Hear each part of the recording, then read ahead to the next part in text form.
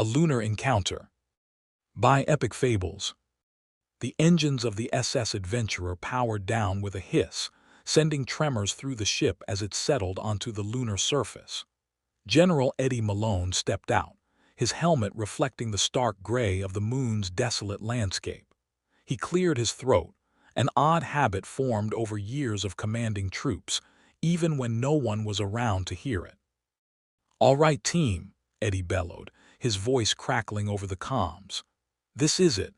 Moon minerals await, and we're not gonna let a little extraterrestrial scuffle get in our way." As his crew hopped out, excitement buzzed in the air, much like the static from their helmets. Clad in their bulky suits, they were a motley collection of humanity's brave souls, eager to claim what they'd come for. But as they filed out and took in the crater-studded landscape, a strange sensation crept over Eddie like a nagging itch.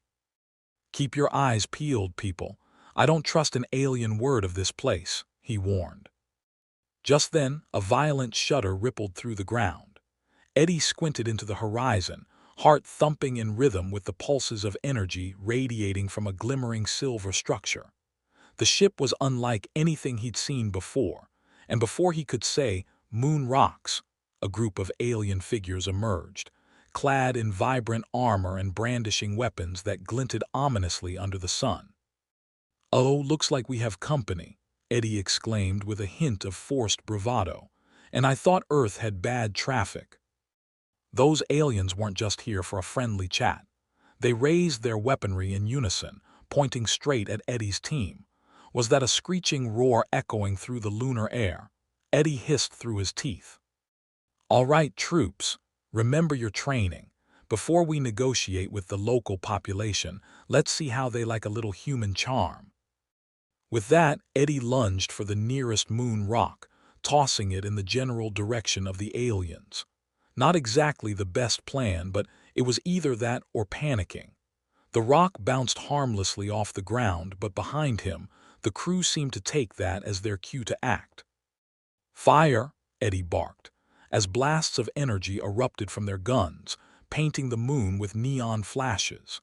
The aliens retaliated, exchanging fire that lit up the grayish plains in a psychedelic display. "Got one!" shouted Sergeant Kim, who had surprisingly steady aim for someone usually more interested in snacks than survival. "Congratulations.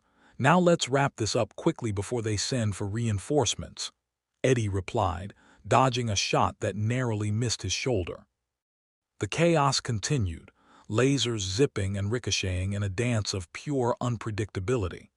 Just as Eddie found his footing, an alien lunged forward, catching him off guard. Grabbing the nearest piece of space debris, he swung it with all the might he could muster. "Take that and that. You just messed with the wrong human," he shouted, sending the alien tumbling backward. Suddenly, his crew, emboldened by his antics, rallied together, charging forward in a unified front. Laughter and shouts mingled with the sound of blasters firing, creating an oddly joyous cacophony amidst the lunacy. As the dust began to settle, Eddie stood panting, looking at the defeated aliens who were now raising their hands in surrender. See, all they needed was a firm handshake and a foundation in combat.